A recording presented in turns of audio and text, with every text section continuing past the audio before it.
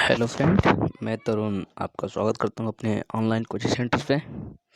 और जैसा कि आप लोग को पता होगा कि हमने हीट, टेम्परेचर एंड थर्मोडायनेमिक्स का पार्ट 1 का वीडियो हमने दे दिया है। ये पार्ट 2 है, जिसमें हमने पार्ट 1 में कुछ क्वेश्चन दिए थे। पार्ट 2 का क्वेश्चन हमने लेट इसलिए कर दिया क्योंकि इसमें थोड़े क्वेश्चन न्यूमेरिकल 1-2 हैं, तो न्यूमेरिकल को समझाने में थोड़ा टाइम चाहिए। उसमें थोड़े क्वेश्चन वैसे भी लगभग 25 क्वेश्चन के आसपास थे। हमने सोचा कि इस क्वेश्चन को हम अलग से ही बताएंगे, इसलिए हमने इसको पार्ट 2 में कर दिया है। तो देखिए, इसमें क्वेश्चन अच्छे हैं और ज़्यादातर क्वेश्चन मतलब इसमें सिर्फ एक क्वेश्चन ऐसा है जो न्यूमेरिकल बेस्ड है, मतलब काफ़ी अच्छे लेवल का ये क्वेश्चन है। हमें लगता है कि यदि आप यदि इंटर का फिजिक्स भी यदि पढ़ रहे हो, इंटर का फिजिक्स, तो उसके लिए भी इस क्वेश्चन को देख सकते हैं। इस क्वेश्चन मतलब काफ़ी अच्छे एग्जाम में क्वेश्चन पूछे जाते हैं। इसमें कंसेप्ट बहुत बढ़िया है, तो आप देखिएगा इसे और एंजॉय कीजिएगा। और हाँ, यदि आपको अच्छा लगे तो लाइक कीजिएगा और अपने फ्रेंड के साथ शेयर भी कीजिएगा और हमारे चैनल को सब्सक्राइब भी कीजिएगा। देखिए, तो पहला क्वेश्चन कौन सा है? पहला क्वेश्चन इसमें बोल रहा है 1 ग्राम बर्फ को 0 डिग्री सेल्सियस तापक्रम से वाष्प में 100 डिग्री सेल्सियस तापक्रम तक ले जाने के लिए कितनी ऊष्मा की आवश्यकता होगी। इसमें देखिए, क्वेश्चन ऐसा है ना कि ये जो 0 डिग्री सेल्सियस है, 0 डिग्री सेल्सियस पे कोई आइस रखा हुआ है, कोई बर्फ़ रखा हुआ है, यहाँ पे दिया ना। और जो बर्फ़ की जो मास है ना, वो 1 ग्राम के पास 1 ग्राम है, और इसको गर्म करके 100 डिग्री सेल्सियस वेपर में कन्वर्ट किया जा रहा है। तो इसके लिए कितनी ऊष्मा की आवश्यकता होगी? देखिए, थोड़ा क्वेश्चन ये लेंदी है, तो कृपया आप लोग धैर्य बना के रखें। इसमें हमने लगा दिया, थोड़ा क्वेश्चन लेंदी थी इसलिए हमने लगा के इस पर ले आए हूँ। देख लीजिए आप। आपको मैं एक चीज़ में बताऊंगा कि कौन सा टर्म कैसे आया है, क्यों आया है और कब यूज किए हैं। मैं एक टर्म यहाँ पे बताऊंगा आपको। इसमें देखिए क्या क्या दिया है। इसमें जो आपका मास दिया है 1 ग्राम दिया है, चूँकि एक किलो में जो हमारा होता है 1000 ग्राम के बराबर होता है, यानी कि 1 ग्राम इक्वल टू कितना हो जाएगा? 1/1000, यानी कि 10 के पावर -3 ग्राम केजी हो जाएगा हमारे पास 1 ग्राम के बराबर। 1 ग्राम के बराबर, तो ये हमने यहाँ पे लिखा है 1 ग्राम, यानी कि जो हमारा मास केजी में जाएगा 1 यानी 10 के पावर -3 केजी हो जाएगा। डिग्री सेल्सियस तापमान दिया है 0 डिग्री सेल्सियस पे, क्या है? ये आइस है। और T2 जो दिया है, टेम्परेचर 2 जो दिया है 100 डिग्री सेल्सियस पर, ये क्या है? वेपर है। अब हमें पता है किसी भी ऑब्जेक्ट को गर्म करके, मतलब उसे ठोस से गैस में परिवर्तित करने के लिए ऊष्मा देना पड़ेगा। इसमें देखिए, ऊष्मा को 3 कैटेगरी में देना पड़ेगा। जो हीट है उसको 3 कैटेगरी में देना पड़ेगा। यदि आप लोग कहीं पढ़े हों तो एक होता है हमारे पास गुप्त ऊष्मा, जिसे हम लेटेंट हीट बोलते हैं, लेटेंट हीट। एक होता है हमारा सेंसेबल हीट, एक होता है सुपर हीटेड हीट। जो लेटेंट हीट होता है, यह क्या करता है? यह अवस्था को परिवर्तित करने के लिए, यानी कि ठोस, यानी कि ऐसे आइस से इसे लिक्विड में लाने के लिए, यानी कि ठोस से द्रव में लाने के लिए जितनी ऊष्मा की आवश्यकता होगी, यानी कि ये ऊष्मा हमारा लेटेंट हीट होगा। यानी कि किसी पदार्थ की अवस्था परिवर्तन के लिए आवश्यक जो ऊष्मा होता है उसे हम लेटेंट हीट बोलते हैं। सेकेंड होता है हमारे पास सेंसेबल हीट क्या होता है? यह अवस्था परिवर्तित नहीं करता, लेकिन यह उस अवस्था, यानी किसी भी अवस्था में यह पदार्थ का तापमान बढ़ाने का काम करता है। ये सेंसेबल हीट होता है। और जो सुपर हीट होता है, शायद ये आप लोग के सिलेबस में नहीं होगा, ये थोड़ी हाई लेवल की बात हो गई, तो उसे छोड़ देते हैं हम सुपर हीट को। लेकिन आप गुप्त ऊष्मा और सेंसेबल हीट समझिए आप पहले। तो यहाँ पे पहले हम क्या करेंगे, जो हमारे पास 0 डिग्री सेल्सियस पे बर्फ़ है, पहले हम इसे गर्म करेंगे हम पहले इसे 0 डिग्री सेल्सियस इसे लिक्विड में लेकर आएंगे, यानी कि 0 डिग्री सेल्सियस आइस को हम गर्म करके लिक्विड में लेकर आएंगे। उसके लिए हमें कौन सी उसमें ज़रूरत, उसके लिए हमको लेटेंट हीट की ज़रूरत होगी, लेटेंट हीट। और जो लेटेंट हीट होता है Q इक्वल टू होता है M इंटू यल। M जहाँ पे द्रव्यमान होता है और जो यल होता है वो लेटेंट हीट होता है। ठीक है, तो इसमें जो हमारा इसमें है पहला, तो हम पहले इसे आइस को लिक्विड में चेंज करेंगे। इसके लिए हमें Q1 ऊष्मा देनी पड़ेगी, क्योंकि इसमें 3 टर्म में आएगा ये, इसलिए हमने इसे Q1 दे दिया है, Q2 Q3 ऐसे करके दे दिया है। Q1 जो हीट मतलब कौन सा होगा, जो लेटेंट हीट होगा। अब Q1 इक्वल टू ml होगा। अब यहाँ पर यल कौन सा लेंगे हम, क्योंकि यहाँ पर हम ठोस को द्रव में परिवर्तित कर रहे हैं, यानी कि हम द्रव की यानी कि गलन की गुप्त ऊष्मा लेंगे। गलन की गुप्त ऊष्मा जिसे melting latent heat of melting बोलते हैं जिसे हम, यानी गलन की गुप्त ऊष्मा लेंगे हम। गलन की गुप्त ऊष्मा लेंगे। जो हमारा द्रव होता है मतलब वाटर होता है, जो वाटर होता है उसकी जो द्रव की गलन ऊष्मा होती है वो 80 किलो कैलोरी पर केजी डिग्री सेल्सियस होता है। यानी कि ये क्या होता है, किलो होता है।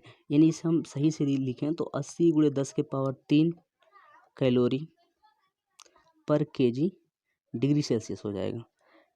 अब हमें जो यहाँ पर यल है हमारा, यहाँ पर जो यल आ रहा है इसके जगह पे 80 लिखेंगे, और यम हमारा यहाँ पे क्या है 1/1000 यानी कि 10⁻³ केजी है। यहाँ पर रखेंगे पूरा हम, तो हमारे पास क्या हो जाएगा, देखिए एक मिनट कट गया है, Q इक्वल टू ml हो जाएगा। यानी कि यल को हमने यहाँ पर बिल्कुल सही से लिख दिया है। तो अब जब इसे हम करेंगे 1/1000 × 80 × 10⁻³ से ये कट जाएगा, टोटल बचेगा 80। ये हमारे पास जो Q1 हो जाएगा वो 80 कैलोरी हो जाएगा।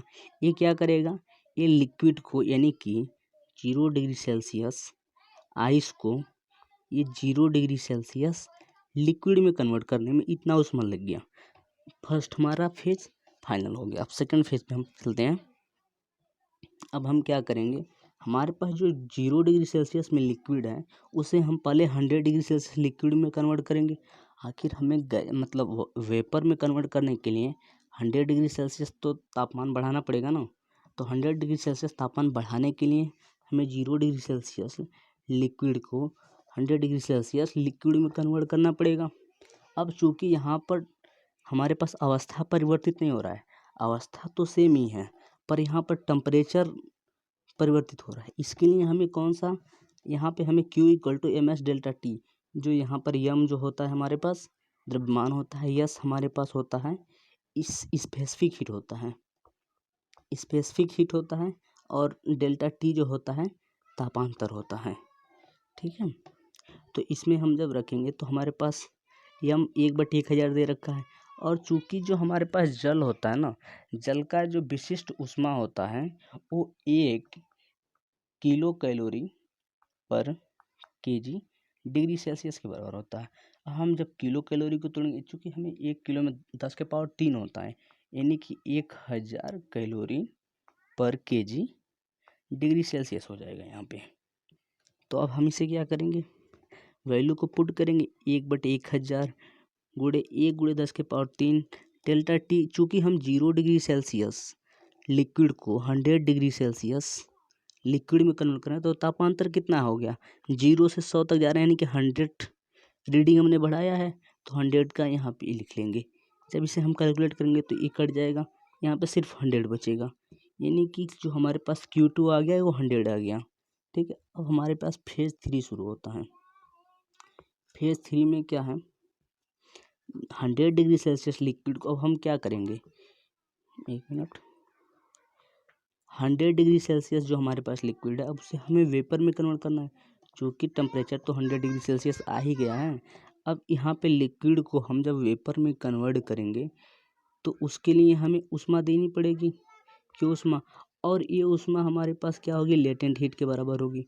चूँकि जो लेटेंट हीट होता है यह अवस्था परिवर्तित करने के लिए उत्तरदायी होता है, यानी कि यहाँ पे जो ऊष्मा व्यय होगा, जो ऊष्मा लगेगा वो लेटेंट हीट के रूप में लगेगा। चूँकि हम जानते हैं latent heat Q equal to हमारे पास क्या होता है, Q बराबर M इंटू यल होता है।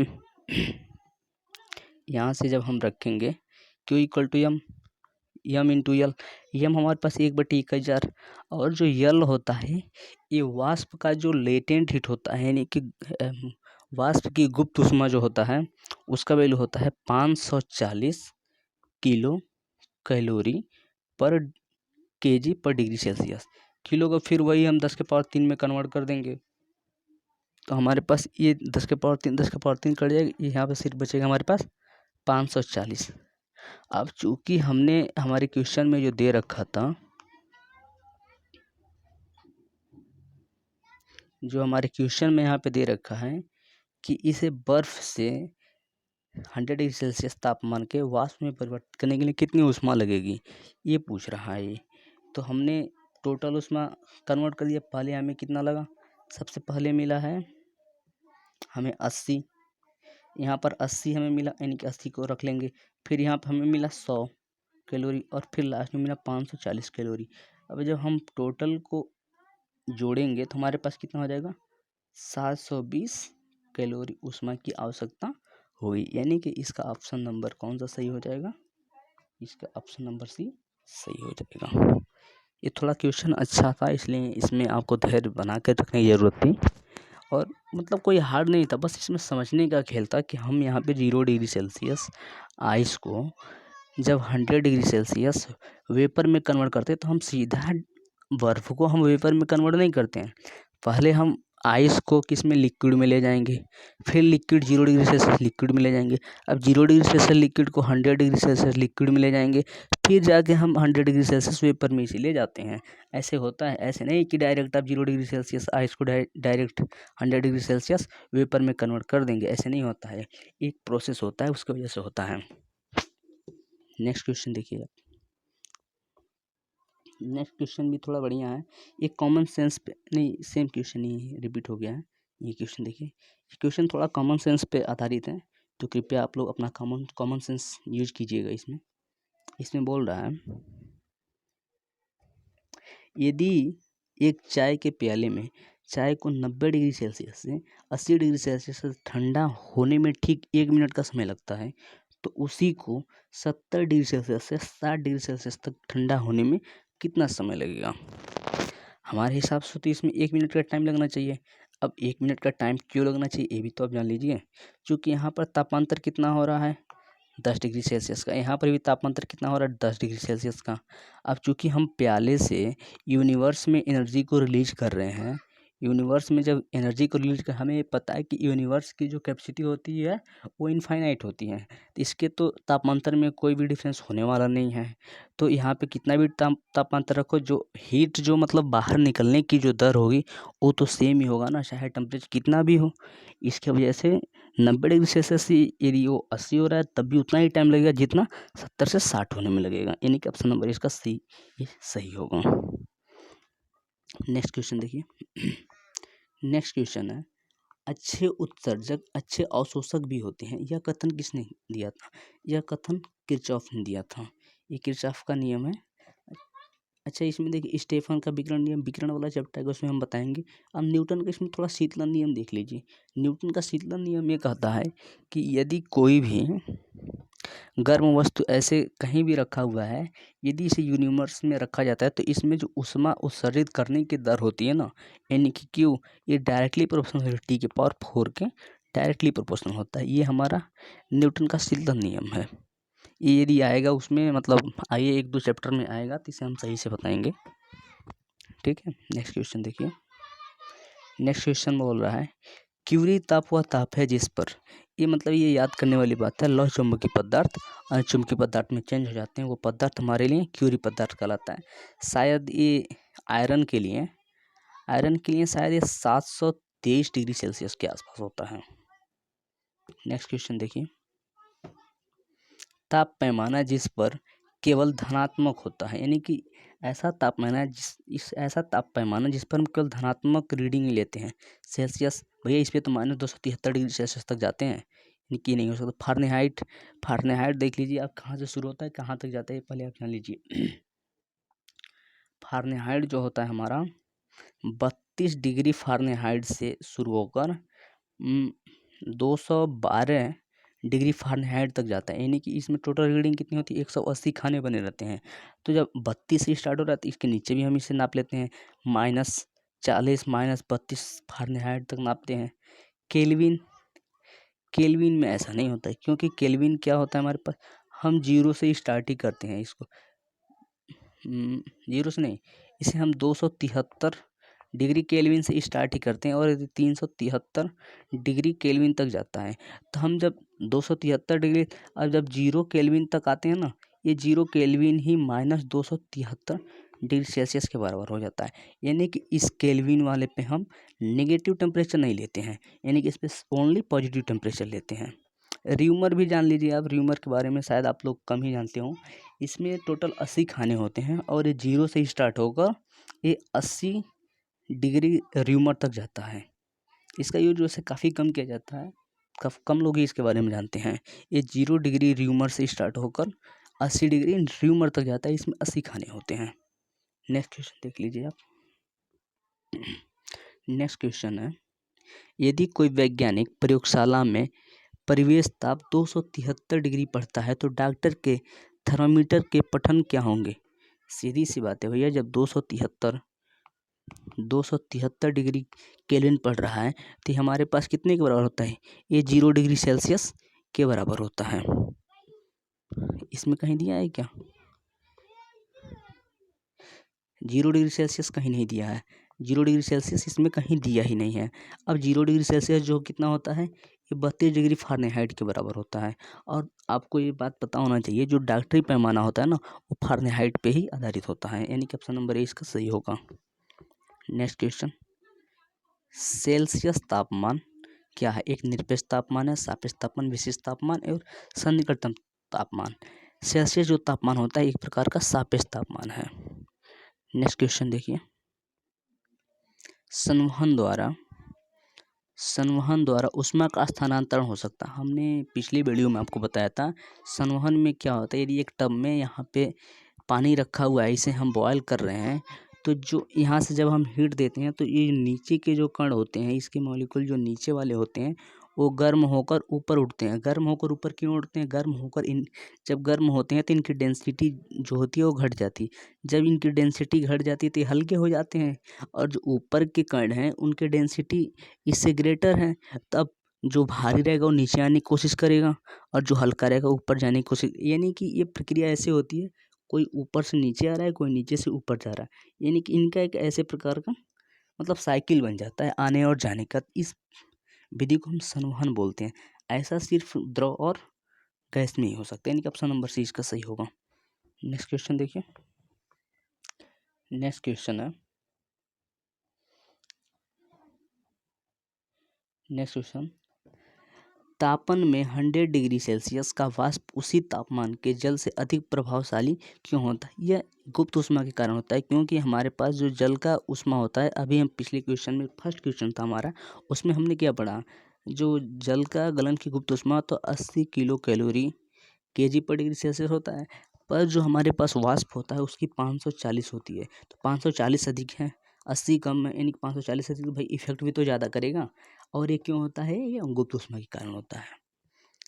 यानी कि नेक्स्ट क्वेश्चन देखिए, अच्छा ये क्वेश्चन थोड़ा बढ़िया है, दो कांच के गिलास एक दूसरे में चिपक जाते हैं तो उन्हें कैसे रखें। जैसे मतलब यदि एक गिलास यहाँ पे रखा हुआ है, दूसरा गिलास भी इसमें यदि हम डाल दें तो ये चिपक गया, तो हमें इसे बाहर निकालना है तो हम क्या करें, बाहरी गिलास को गर्म पानी में डालना पड़ेगा, जोरों से पीट कर अंदरूनी गिलास में गर्म पानी डालना पड़ेगा, गिलासों को शीतल जल में डालना पड़ेगा।